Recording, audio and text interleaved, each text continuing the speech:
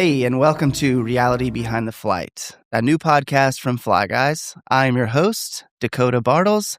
I am the COO at FlyGuys, and today my guest is the CMO of FlyGuys, Chief Marketing Officer, Whitney Savoie. Hi, guys. Whitney Savoie, like DaCoda said, Chief Marketing Officer here at FlyGuys. I've been at FlyGuys about 4.5 years now, so sort of an OG. Definitely an OG. 4 years in FlyGuys years is a long time. It's like dog years. It's really 12. Yeah. Well, guys, today is the very first time that we're doing this. This is a brand new idea, a brand new concept that came out of the marketing team, which Whitney leads. So we really want to start there and kind of understand where this idea came from, why did we feel like it was something necessary, and how did we land right here at this table talking to you guys right now? Yeah, so the idea was birthed, I think, originally through our pilot advisory board. So something that we implemented last year, the pilot advisory board, we flew in, I think, 5 or 6 pilots from across the country, and we wanted to learn about the pilot experience. What is it like to work for FlyGuys? Do we compensate you well enough? Do we communicate well enough? What training materials can we, implement? Things like that. We really wanted to hear the voice of our pilots. And something that they mentioned was that they listen to podcasts regularly to develop their careers and learn about the industry. And so we left that meeting going, we should implement a podcast, but not just for our pilots, but for our customers, for our internal team. And so that's sort of where it was birthed. It was this idea of giving back to the market and really listening to what our customers and pilots wanted. And they were saying podcasts. And so that's what we're delivering. Very cool. Yeah, and obviously I agreed with the idea because here I am hosting it for you. Yeah. So I think it's really interesting the way that this whole concept kind of came about was really wanting to connect with the pilots more. Mm-hmm. I think that's something that at FlyGuys we're always really striving to do more of, and it can be difficult to do as much as we want, right? Because it's all the time we kind of want input from pilots, but we're talking to pilots from every different state, locations, time zones, levels of background, skill, and all that kind of stuff. So at the end of the day, like, we can do none of what we're doing without the pilots. So really, guys, we're doing this for you to connect with you.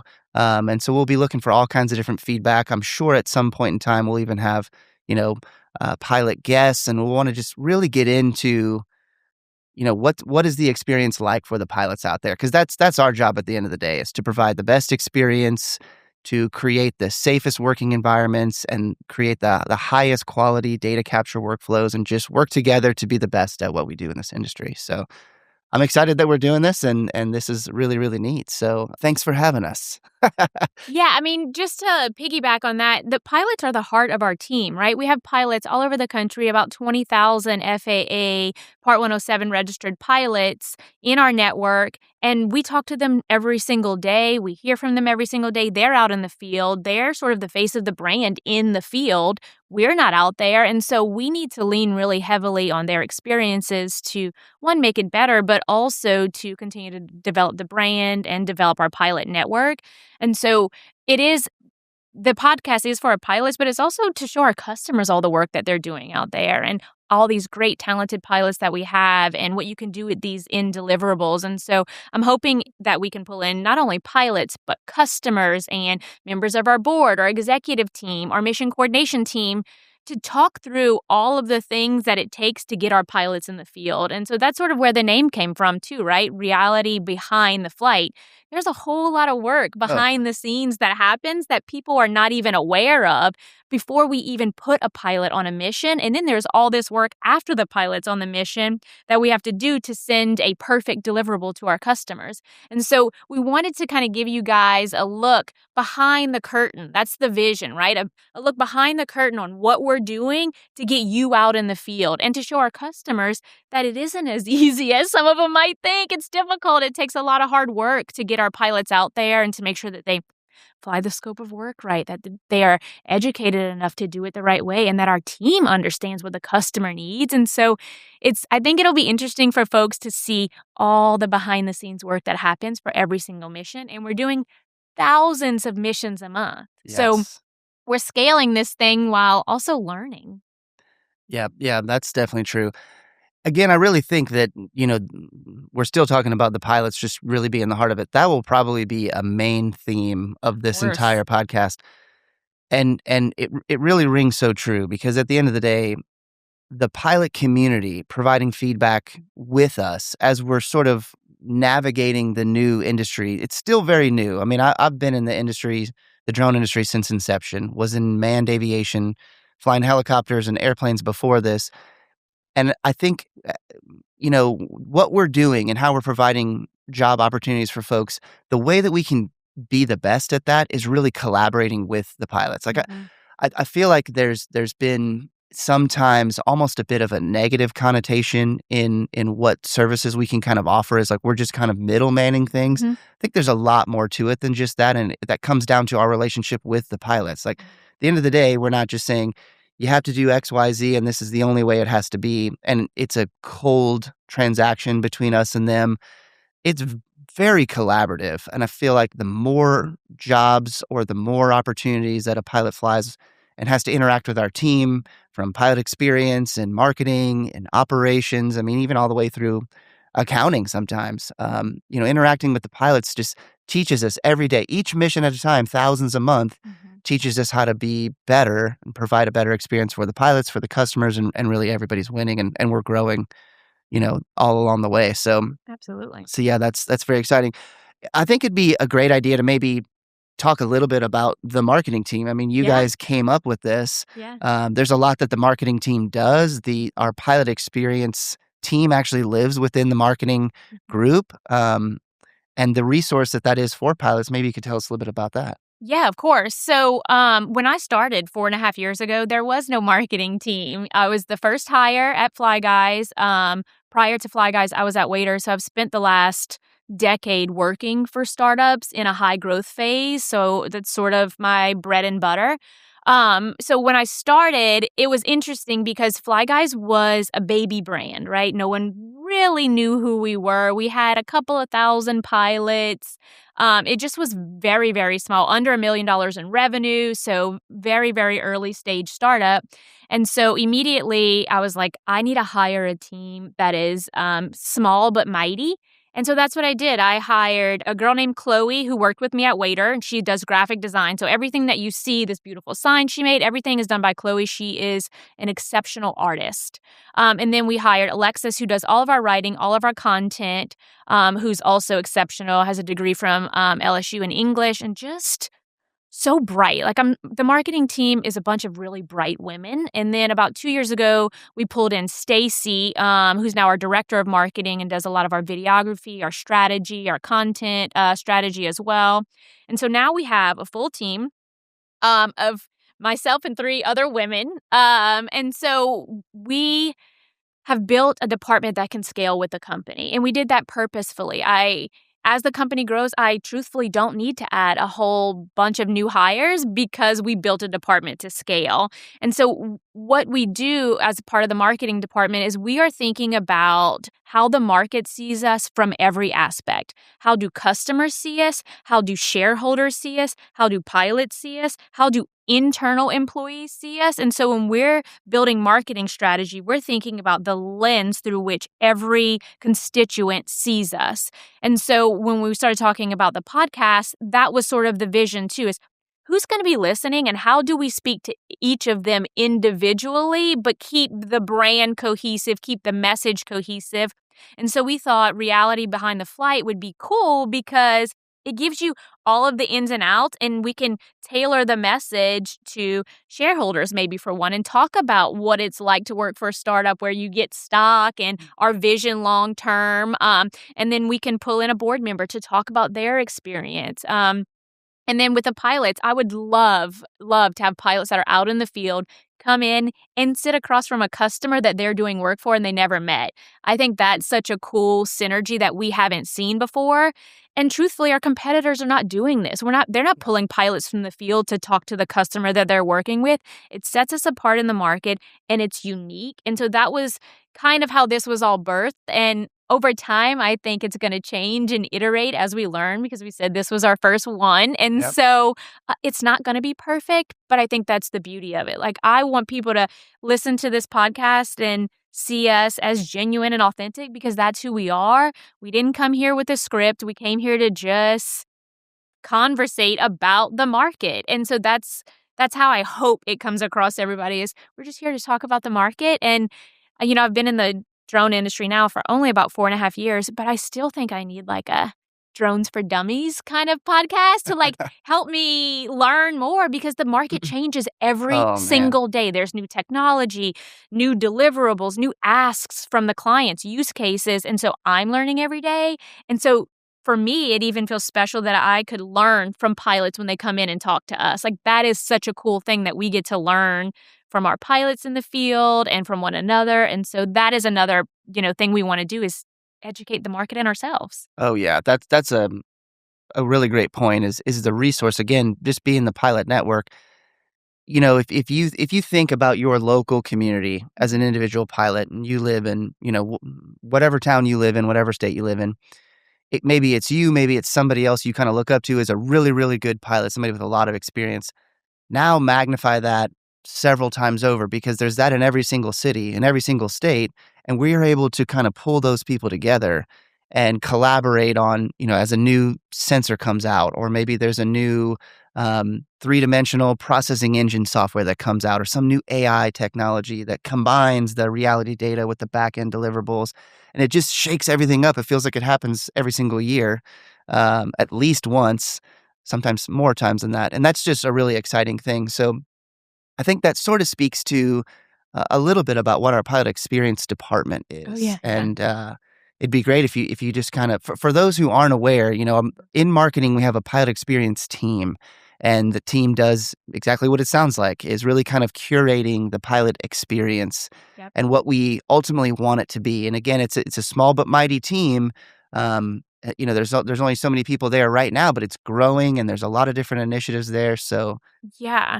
So for Pilot Experience, I think, was born about a year ago.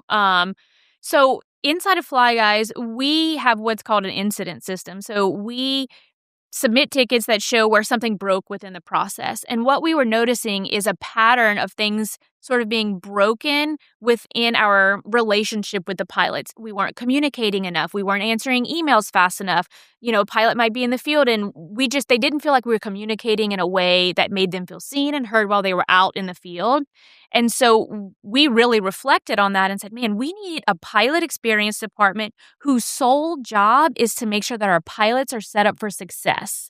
And that's prior to the mission, during the mission, and after the mission. And so we promoted Jeremiah Contreras. He lives in California, but he was a field pilot for us. oh And yeah, so we have a pilot leading the pilot experience department because he's been there, right? oh yeah. Like, I think it would have been a disservice to pull just some random person who's never been a pilot to run our pilot experience department. He is a pilot. He understands the pain points in the field. He understands the environmental conditions that they face or the issues with technology that they have to deal with in the field. And so we built a whole department to support pilots, and that's training, development, onboarding, and demand planning. And so Jeremiah is exceptional because he understands the pilot perspective, Mhm. because he is one. And so that's something I'm proud of because I don't believe that a ton of our competitors are doing that.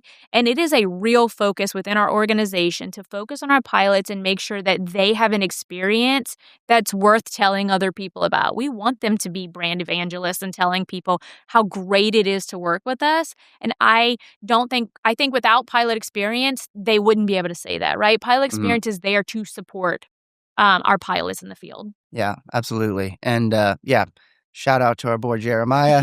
I love He this. he is great. Jeremiah is a wealth of information, experience, and knowledge. He does a really great job running that team. And one of the things Whitney brought up that Jeremiah is leading is talking about training. So this is something that's near and dear to me. So again, what is Fly Guys doing different? What are we doing that's trying to set us apart? That's a unique qualifier for us that has pilots, you guys in the community want to engage with us more.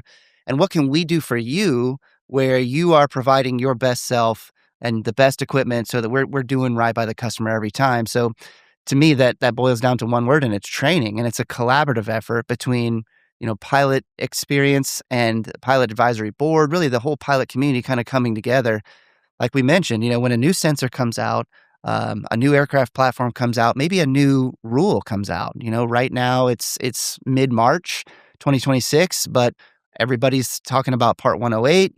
We're maybe see some changes to 107. All these things are happening and changing so frequently. How can we get together and look at training to just better equip folks in the field? How can we even utilize some of the more experienced pilots from the network with some of the lesser experienced pilots and bring those guys together, those gals together? I think there's a lot that we can do there. So very, very, very excited for what Pilot Experience is doing with Jeremiah and the team there. Whitney, one other thing you brought up, we were kind of talking about the brand, and I know you've got your shirt on. I guess I should have wore a shirt. Yeah. But It's okay. I forgive you. We've got our cool logo back there. I personally thought it was a very interesting experience going through the rebrand. Yep. Or I guess we didn't technically totally rebrand. We didn't change the name, but we That's right. rebranded. Yep. That is an experience. I don't think a lot of people formally go through that unless you've, worked with a bigger company. Yep. It was very interesting. There was a lot of collaboration within the company where we all kind of voted and talked about what we liked and didn't like and gave feedback that sometimes was good and sometimes wasn't. It was really kind of a fun experience. So if you would you maybe let people know what that's kind of like and where we've landed now? Yeah, of course. So like I said, when I started at FlyGuys, I was the first marketing hire. The brand was a baby brand, not well known. And so we really felt like we needed to go through a rebrand because we looked and felt like everybody else. Everybody in the drone industry had a blue logo because it looked like the sky and drones were in the sky. And so we met with an agency and they showed us this screenshot of all our competitors next to each other with our website. And we really couldn't point out which one was us and which one was them. And it was like, as a marketer with all of my experience, I was like, how did I let this happen? So anyways, we went through this whole rebrand process and we surveyed our customers and our pilots to really get an understanding of how they felt about us, how they felt about the brand. And when we talk about brand, I think most people think of brand as just a logo, but a brand is how you feel when you see that logo. Mm-hmm. So think about the biggest brands in the world and how you feel. Amazon, for example. When I see an Amazon logo, I think easy, convenient. Returns are very easy for me. I'm a busy working mom. That means convenience for me. So I'm an Amazon lover, right? For FlyGuys, when people see our brand, we want them to think we're trustworthy. We're a partner in solutions. We're competent. The way I describe it is we're relatable experts. Like you look at the brand and you go, man, I want to have a beer with those guys, but they also really know what they're talking about. And so that's how we built the brand. We went from this sky blue to this more earthy tone, the greens, the oranges. And it was really to resonate with our pilots because they're in the field. Yeah. They're capturing data of the earth. And so we wanted it to feel earthy and cool and colors that our pilot network and our customers felt comfortable wearing and sporting. And so we landed on this like hunter green color with orange accents and the new logo. If you look really closely, it is an F and a G, but it's also a mountain with a reflection. And so I thought it was cool that it was sort of like an Easter egg. And when you get it, you get it. But that whole experience was really cool because we learned a lot about how our brand was viewed from the outside. And we were able to sort of change the narrative of who we were, right? We went from this little local DSP to a nationwide recognized brand with just a rebrand. We went from small mom and pop to scalable nationwide company.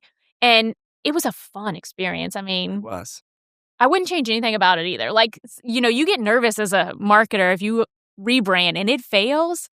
I mean, I could have just walked out the door. You know what I mean? Like, if it didn't go well, what the heck was I going to do?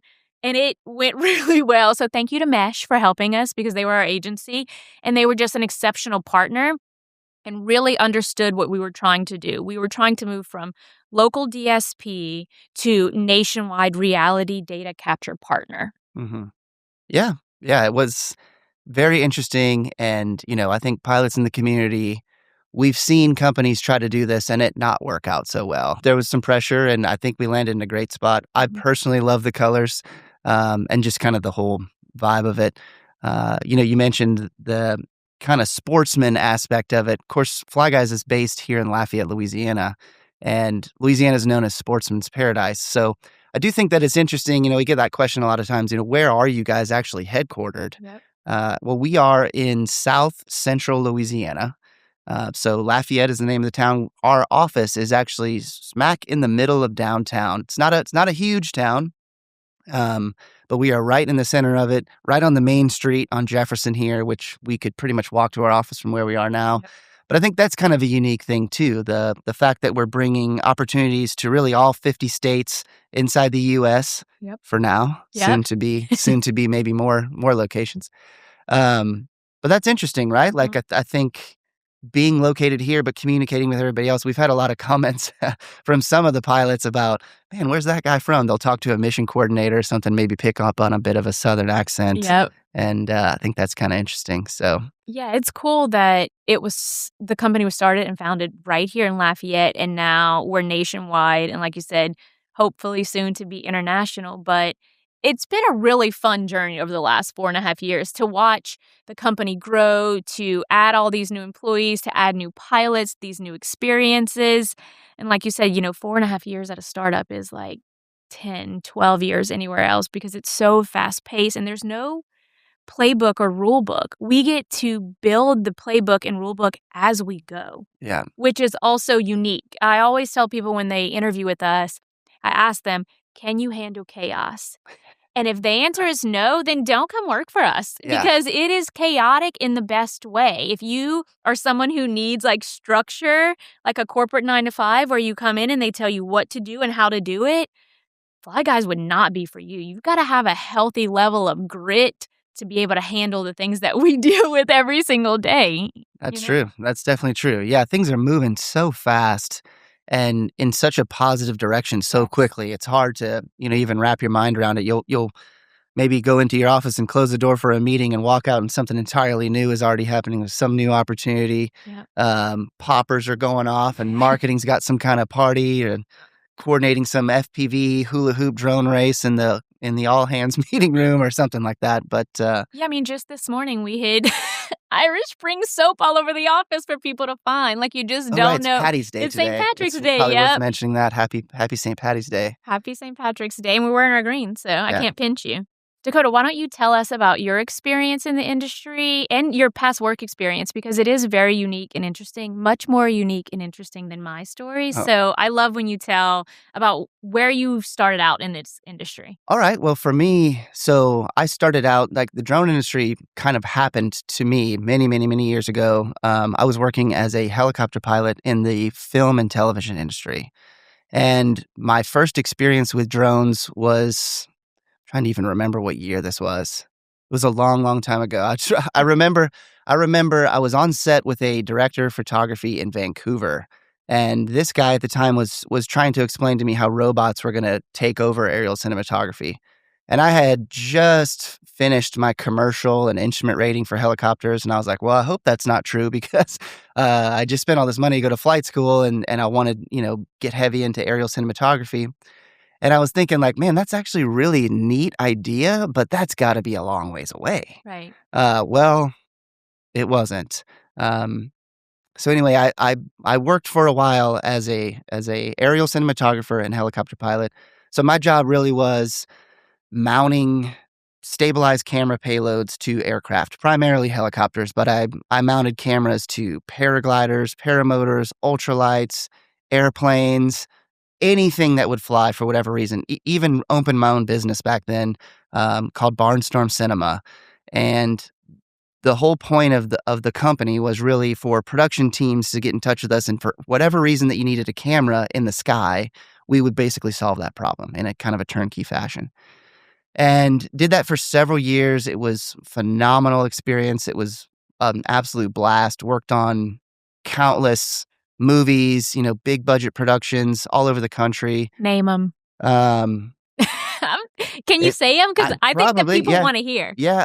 If you're familiar with IMDb, the Internet Movie Database, that's the easiest, kind of like LinkedIn for movie people, sort of. There's a whole list of most of the things that I worked on there.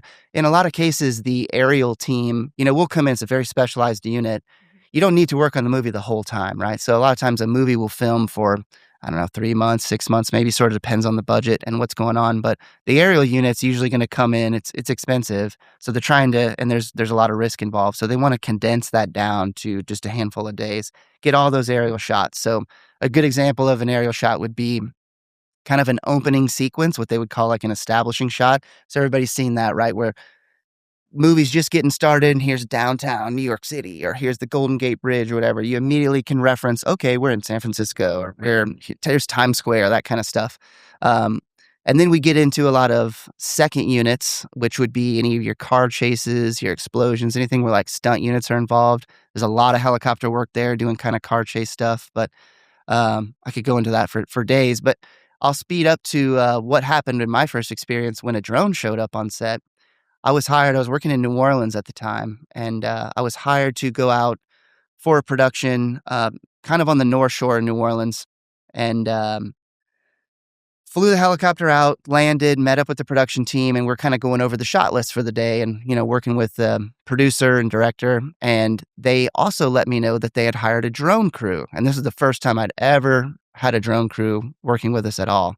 And these guys had a rented van. They had driven in from San Francisco to New Orleans. That's a long drive.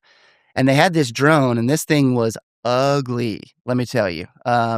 So for the major drone geeks out there, like, this thing had probably the first ever version of brushless motors on the gimbal, need manually tuned and balanced. ESCs were a mess. It was nothing like the off-the-shelf DJI amazing products that we have today. Like, you have to really know how to get in and fine-tune all kinds of things. But I took one look at this and I was like, okay, production is basically pitting us against each other. And I knew right away, because I had some experience, again, working with that director of photography in Vancouver. I knew the limitations of, we just kind of called them RC stuff back then. So I knew that there was going to be some things that this drone could do that would probably be pretty neat, but there were definitely some things that it couldn't do. And a good example of that would be anything high altitude or high speed. Back then the drones weren't really so great at that. Now they can do a lot of that. That was my first experience with kind of seeing a drone. And what I ended up doing was working with one of those guys really closely from the drone team, because at the time, the tax incentive for film production, very tax incentive driven industry, was super hot in Louisiana, very, very busy. There was more movies being made in New Orleans at this time than Los Angeles, Hollywood, anywhere else. And so we worked together and I had access to airplanes, had 2 helicopters, a hangar, basically anything you needed. And then we had the drone, and it took, I don't know, maybe 6 months. And the drone was just getting requested like crazy. Can you bring the drone? Can you bring the drone? Because you don't have to ferry a helicopter. You don't have to bring in an airplane and worry about refueling and flying back to the airport. You just charge a battery from a generator.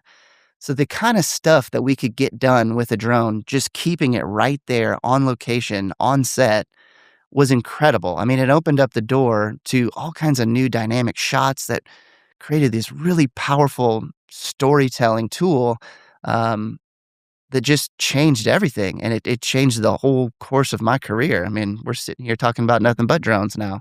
So anyway. So what, after the movie film industry, then is that when you started aerobotics? Because that's where DaCoda and I met at the Light Center when I was the PR manager. And his company, Aerobotics, was in the Light Center, in the incubation, OM, in the Opportunity Machine.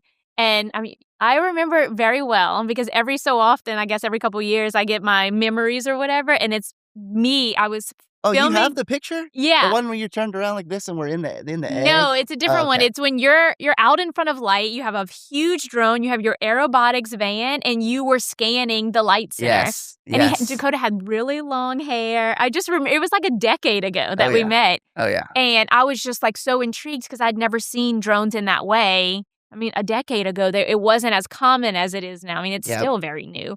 And so tell me about aerobotics, because that's how we met. Okay, so fast forward a little bit from the movie days. This is now about 2014, I think, is about the time that Whitney's talking about. And so what happened, remember I referenced that film industry is very tax incentive driven business, right? Which basically means whichever state has the most appetizing tax incentive, film production is going to go there and shoot a lot of the movie there. Well, it looked like the tax incentive was kind of drying up in Louisiana. There was some politics at play, and things were kind of moving to Atlanta. And it did. Everything mostly moved to Atlanta.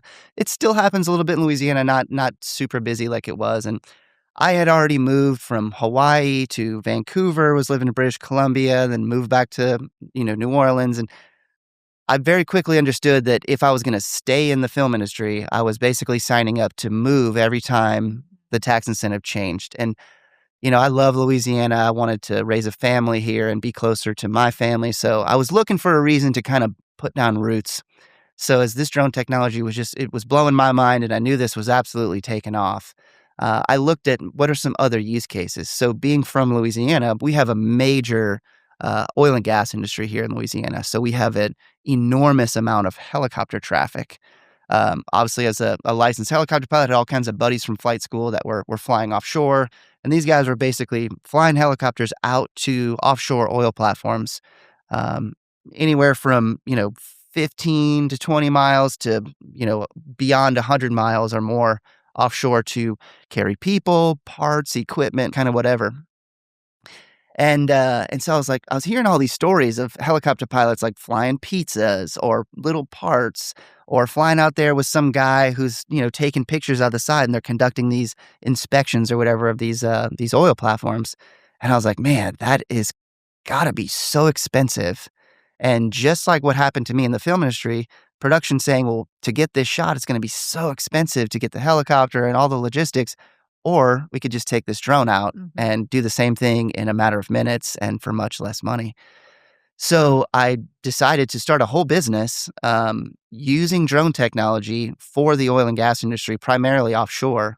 And I did that and incubated the business in the Opportunity Machine, which Whitney referenced, which is a local startup incubator we have here in Lafayette. And at the time, they were in our Light Center, which is a really, really unique and cool building. So it's a 3-story building with this giant glass egg.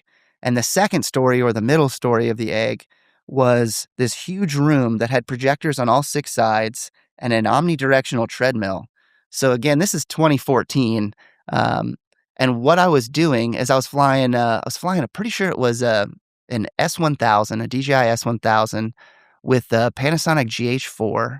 And we were experimenting with photogrammetry, data capture, and processing engines, just to kind of see. At the time, we were messing around with Unity, a gaming engine, I remember just that. to sort of see like what made the most sense. And the challenge was, can we fly this very unique building? It's if you have a second, Google it, look it up, the Light Center, LITE Center here in Lafayette, Louisiana. It made for a really interesting building, lots of really cool architecture. And so I wanted to fly the whole thing and then go inside of this. I mean, nowadays everybody wears the goggles, but that room is just like virtual reality without the goggles. And you can walk around and kind of navigate the space without anything on your head. Very cool. And given that it was 2014, I think that was a really unique experience. So anyways, we did that. And I remember hosting a couple of oil and gas customers that are not known to be very tech forward in most cases, and highlighted, so we pulled it off. It worked, right? It wasn't the most beautiful model. I'm sure if we were to go back and look at it now, it would be disgusting by modern day standards. But anyways, it worked enough to demo it and show it to some people. And the goal there was that we could do this to your offshore oil platform. So we could scan the whole thing, and then you could virtually tour a facility, which is otherwise incredibly difficult to get to.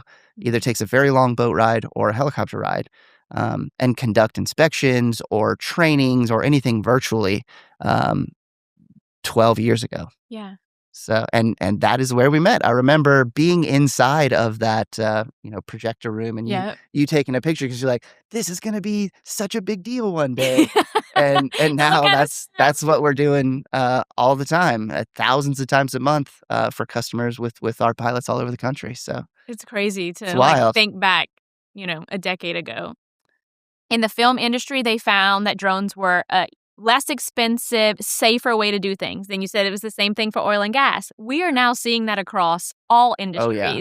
So can you just give some examples of how we're using drones in agriculture and all these different verticals that make things safer, more efficient, less costly, et cetera? Mm-hmm. Yeah, so I mean, the first thing that it kind of boils down to across any one of these industry verticals is human risk exposure, right? So in most cases where you would otherwise have to have sent a person, and this person is either, walking in, climbing in on some scaffolding, maybe rope accessing in, or having to go by helicopter, airplane, whatever, you're removing that whole risk profile because you're sending a robot. And nowadays, 2026, some of the robots, I mean, the primary drones that we're using are fairly inexpensive, really. I mean, in the grand scheme of things, you're talking about thousands of dollars of equipment. That's not cheap, but it's not a human life we're talking about, Right. right? Now, the other thing is because of the cost, pretty affordable for a lot of industries that I don't think would have ever even considered capturing aerial data. So an example I'll give you is roofing company, right? Or let's call it building envelopes. Any sort of commercial building or large residential buildings, anything like that. Any big real estate asset class, you're not going to hire a helicopter to come look at the roof. Probably not. I mean, maybe there's a handful of cases out there that I'm sure have done that and have you know screamed when they looked at the bill for it. But if you can do that for hundreds of dollars, maybe a few $1,000s to have a really high definition, unique perspective of an otherwise very difficult area to access, that's an incredibly powerful tool that's then giving you all this imagery. And you think, okay, what do I do with all, I mean, these are great photos, right? Like this is a perspective I would have never otherwise gotten. I'd have had to put a person on a ladder or gotten a crane or done all this stuff. But now you couple these very powerful images with software and now layer in AI to the software for predictive analytics. Hey, this roof was in such and such condition on this day, but with AI predictive analytics, it can basically tell you what it'll look like 3 months from now, 6 months from now. Should I make the business decision to fix this situation or do I defer that for X amount of time? You can just make better informed decisions Yeah. at a fairly low cost. I mean, it's changing the way a lot of different businesses, a lot of different industries run. Same for agriculture. Forever and always, if a farmer or a co-op or a grower wanted to have an understanding of, what their crop type was or what their yield may be for that season, you could hire, an ag tractor, which is, the airplanes that are flying and spraying chemical or herbicides or doing some sort of aerial application. And you could get the pilot's word for it. You could stand up on top of a tractor or maybe come to some higher vantage point, but you're not going to get a real sense of your entire field. If we're going to, let's use 100 acres, I'm just going to make one up, a Mhm. 100-acre cornfield, right? And something that's really, really interesting and unique about the imagery that we can capture with a drone is if you're starting to see some yellowing in a corn leaf, like a healthy plant we all know should be fairly green for the Right. most part. If you start to get into some yellowing of the corn leaf, that could signal a nitrogen deficiency. Okay, well, so there's probably some sort of application or some sort of treatment that you would want to apply to rectify things before it gets any worse. Well, a farmer's option back in the day was, well, let's get the airplane in here and just spray it all. Well, Mhm. that's expensive because now you're spraying a whole lot of chemical over the entire area, including the area that may not even be affected. Whereas with what's known as precision agriculture, you could fly over the entire 100 acres with a drone and have incredibly high detailed imagery, isolate only the specific area that's affected, and then really go in and quantify the surface area that has potentially been affected and only apply a remedy to just that one certain area. It's just much more precise. And that sort of speaks to, what drones are doing. Think about Google Earth. I think most people have looked at Yeah. a Google map satellite view or used Google Earth to sort of get an idea of somewhere they might be traveling or something like that. We can do all these different orthomosaic maps, which is just a fancy word for generally a map. Like just replace Google Earth with a specific area that you want to look at and fly with a drone. We do those thousands of times a month. It's very inexpensive. It's incredibly high detail and it's very, very powerful. And like I said, then you layer on all the options we have with customers providing software and AI, and there's just no ceiling yet that we found to the kind of actionable insights you can get off of that kind of stuff. I love that. It makes marketing very easy. Endless use cases, Yeah. new opportunities all the time. We will take them. Yes. Yes. Yep. Endless use cases for sure. We're constantly coming up with new things, and the industry's just moving so quickly. And that's why we want to have this podcast. That's why we want to have these conversations with the pilots. What do we think about this new technology? How is it going to affect what we're doing today? Like today, we think we're doing the coolest thing, just like what I thought was doing the coolest thing using helicopters, and then drones showed up. Like, how is the next drone or the next sensor changing it all over again? That seems to be happening at least once a year, every year, sometimes more. Yep. So we want to talk about what that means and how that changes our life. As a pilot, that means, a more efficient platform, less time for you on site. Maybe there's more margin in the job for you, or you're going to make more money in less time, or maybe you get more opportunities because it's so efficient you can sneak in another job in that day. Mhm. That's the kind of stuff I'm really excited to talk to the pilots about, and we can all kind of learn this together. And it's different across different geographies as well. So mix in all of us from everywhere talking about it, and I think we're going to have a pretty interesting melting pot of conversation. Yeah, I agree. I think we talked earlier about the vision for the podcast, and what I hope to achieve from the podcast are those genuine conversations, right? Let's have a real honest conversation about what it's like to be in the field. And from a customer perspective, what it's like to work with us or to use that data to make business decisions. And so my hope for the podcast is that customers, pilots, people in general come and they're educated on all of the work that we're doing and all of the new exciting things to come in this Mhm. industry. And so we want to be a place where people can feel educated, excited about what's to come, but also get a real look behind the scenes at what it takes to build a startup that's scaling nationwide, build new use cases. I mean, even that is something we're talking about internally is when a new use case comes to us, what do we do? How do we handle it? What does that process look like? And we talked about thousands of missions. I mean, of the thousands that we do, we learn a little bit from each one every single Oh month. It's yeah, like constant learning and iteration. And I hope we can share those learning and iterations to the market so they can kind of see what's next, what's to come. absolutely. Yeah, what do you think is the story about this industry that has yet to be told? Oh man.